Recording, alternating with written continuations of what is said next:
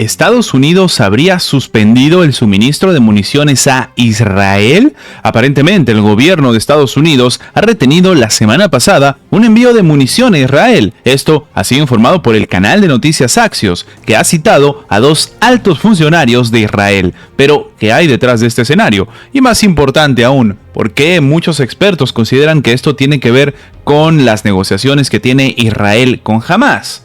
Vamos a comentarlo.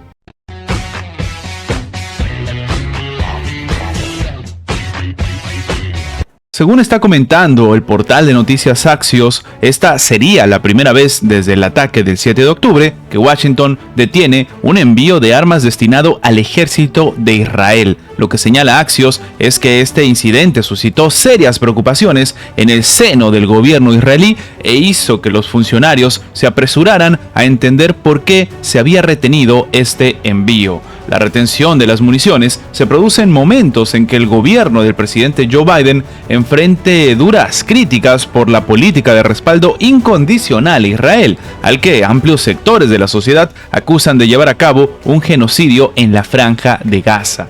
Lo que llama la atención es que en las últimas semanas ha empezado a cobrar fuerza el movimiento que exige que Estados Unidos deje de apoyar completamente con equipo militar a Israel, sobre todo en las universidades, algo que hemos comentado ya en anteriores videos, donde se ha instalado campamentos en protesta por la política de Washington respecto a su aliado más cercano. En febrero, la administración de Biden pidió a Israel garantías de que las fuerzas de defensa de Israel estaban utilizando en Gaza armas fabricadas en Estados Unidos de conformidad con el derecho internacional. Israel proporcionó una carta firmada de garantía en marzo, lo cual empieza a demostrar cierta tensión. Cuando tu aliado te pide garantías y tú estás obligado a enviar un documento firmado con estas garantías, se demuestra que existe cierto descontento entre los aliados. Ahora, la retención de municiones también se produce en momentos en que aumenta las diferencias entre el gobierno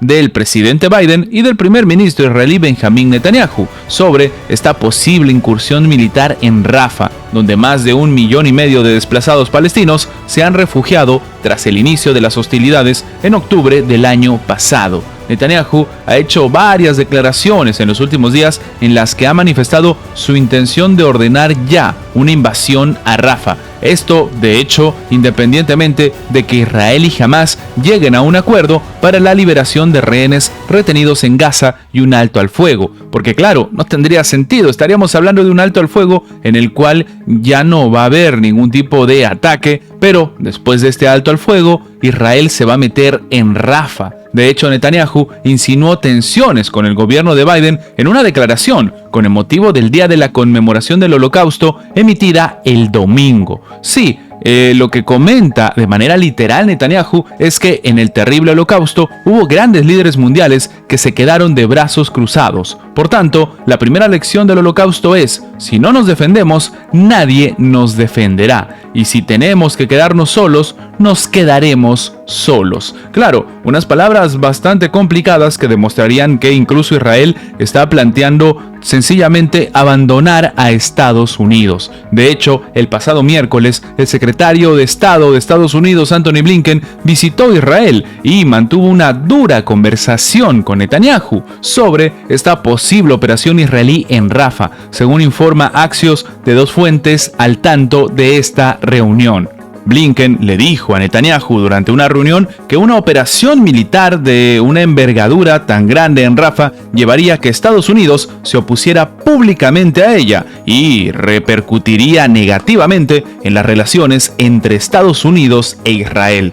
Un escenario bastante complicado en el cual aparentemente esta ha sido la primera iniciativa o el primer mensaje de Estados Unidos frente a Benjamín Netanyahu: suspender el suministro de municiones a Israel. El presidente de Argentina, Javier Milei, ha calificado de aberrantes las protestas pro-palestinas de varias universidades de Estados Unidos porque considera que tienen un comportamiento antisemita. Él dice que le parece una aberración y parece aberrante el comportamiento antisemita que se está dando en algunas universidades y amparado por las autoridades de estas universidades. Esto dijo en una entrevista con la cadena estadounidense Univision emitida este domingo. Varias protestas pro-palestinas en universidades públicas y privadas en todo Estados Unidos han sido disueltas por la policía, alegando que promueven el antisemitismo. En los operativos han dado como resultado ya más de 2.500 estudiantes detenidos. Los manifestantes protestan contra el apoyo de Estados Unidos a la ofensiva israelí sobre la Franja de Gaza y exigen a las universidades que corten cualquier relación con instituciones vinculadas a Israel. Durante la entrevista, Milei ha dicho estar del lado correcto de la historia al apoyar la ofensiva que adelanta desde octubre pasado Israel sobre la Franja de Gaza, porque él ha afirmado que dicho operativo se enmarca dentro del derecho de autodefensa del Estado judío, pero claro, no habla de los más de 30.000 civiles que han perdido la vida por parte de Palestina. Sobre las elecciones del próximo noviembre en Estados Unidos, Milei, del Partido de la Libertad Avanza, ha dicho que considera a ese país un aliado independientemente de por quién sea gobernado, ya sea demócrata o republicano. El jefe de Estado argentino agregó que tiene una excelente relación con el expresidente y precandidato republicano Donald Trump, pero también con el gobierno de Joe Biden. Milei reveló además que él admira más a Trump en lo que es una suerte de batalla cultural que el republicano ha emprendido porque entiende que el enemigo es el socialismo.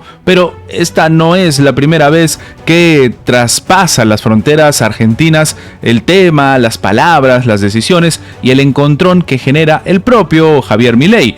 De hecho, en un comunicado de la oficina de Milei se han criticado las declaraciones de Puente y también al propio presidente del gobierno español, Pedro Sánchez. De hecho, lo que llama la atención es la disputa que se ha generado entre España y Argentina. Y sí, el gobierno español ha rechazado rotundamente los términos infundados del comunicado emitido por la oficina del presidente de la República Argentina, Javier Milei, que critica al jefe del Ejecutivo español, Pedro Sánchez, y al ministro de Transportes, Óscar Puente, y que, a su juicio, no se corresponden en la relación que tienen los dos países y de los pueblos que son hermanos. Lo que llama la atención y dice, como hemos comentado, la parte española, es que el gobierno y el pueblo español, según dice el propio Ministerio Español de Asuntos Exteriores en este comunicado, seguirán manteniendo y fortaleciendo sus lazos fraternales y de sus relaciones de amistad y colaboración con el pueblo argentino, voluntad compartida por toda la sociedad española. Llama la atención porque el Ministerio de Exteriores de Madrid ha salido así al paso de una nota de la oficina de la presidencia argentina que repudia las calumnias e injurias formuladas por el funcionario Puente durante una charla pronunciada en Salamanca. Puente intervino este viernes en un evento sobre redes sociales y afirmó que en las redes se está jugando un escenario bastante complicado. De hecho, lo que llama la atención es que dice que se juega duro y si no lo haces, pasas desapercibido y eres irrelevante. Y se refirió a gente muy mala que, según ella, ha llegado a lo más alto, como el expresidente Donald Trump y el actual mandatario argentino. Sobre Milei, dijo que lo había visto hacer unas fuertes declaraciones en campaña electoral cuando salió no sé en qué estado y previa a la ingesta o después de la ingesta de qué sustancias. Es decir, estaba acusándolo de algo bastante peculiar. De hecho, lo que llama la atención es que el comunicado de la oficina de Milei criticó las declaraciones de Puente, pero también se fue contra el presidente Pedro Sánchez. En estas palabras, le ha dicho que tiene problemas más importantes de los que ocuparse, como las acusaciones de corrupción que caen sobre su esposa, asunto